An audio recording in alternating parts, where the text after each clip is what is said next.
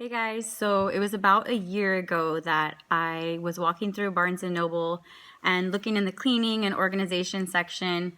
I've always struggled with getting organized and staying organized, so I was just glancing around to see if anything kind of stood out that would be helpful. And I came across this book called The Life-Changing Magic of Tidying Up by Marie Kondo. And what's so revolutionary about this book is that instead of organizing by room or space, you actually organize by categories. So this video has some footage of me organizing my classroom using the Kon Mari organization method.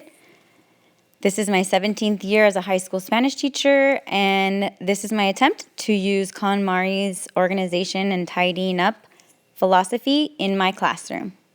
Here we go.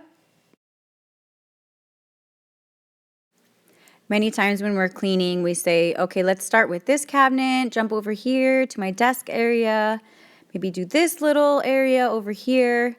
And so instead of that, what we do is we start by categories. So these are my main categories. First I have cleaning, then hygiene, personal, posters, books, writing, storage, supplies, etc. And then each thing that I could think that would be in that category.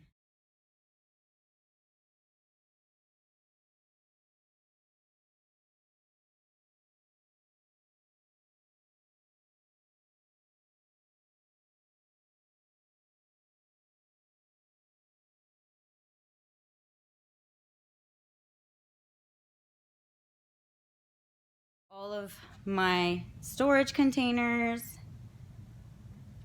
my posters. So I took out all of my cleaning supplies, threw away the old ones that were empty, and that's what I ended up with. So not too bad. And then personal, it's my miscellaneous box.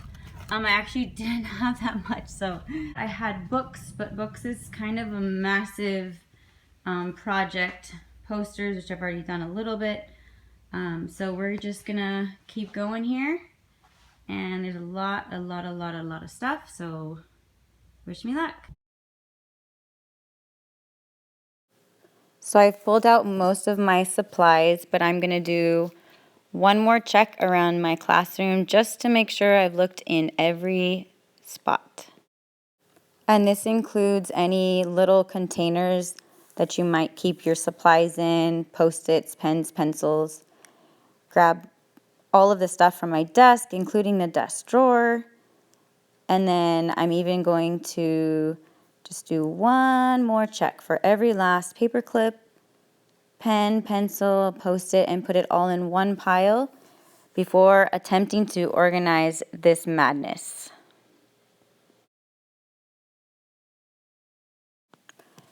So now that I've located all of my supplies in different categories, I spread them out on the floor, and I'm going to sit down and attempt to organize all of these supplies.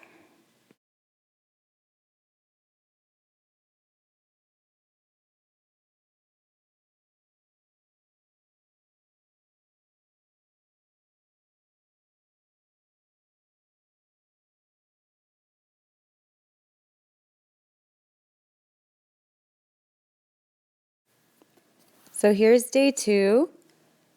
I'm just going to show you a look around to see how my room currently looks. As you can tell, there are still piles of things that haven't been dealt with. This is definitely not a one-day job. This is going to take several days, and today will be my last day, so I'm going to get as much done as I possibly can. Looking at this cabinet, it's more or less organized. I did pull everything out and organize it and put it back neatly. All of the supplies that I pulled out yesterday and organized, I have put them in this cabinet.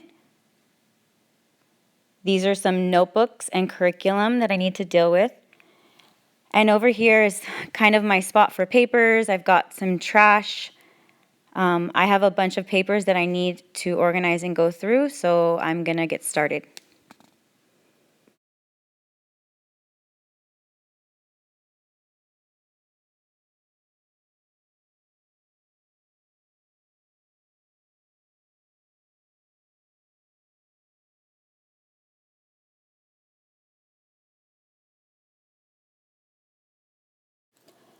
So we are at the end of day 2, and I put all of my Post-its up here so that I could see what category I have to work on.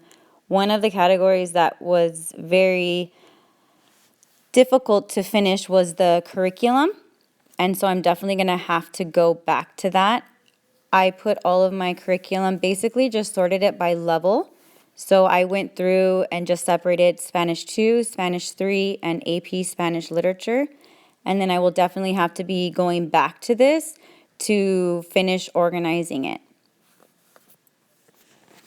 After going through all of my files, I have some extra files. There's some giveaway things. I've emptied 4 or 5 trash cans, some boxes. So feeling pretty good about all the stuff I've gotten rid of. This is my TA desk area. And what I did is I put some supplies in this green box so that my TA would have easy access to little things like pencils and Post-its.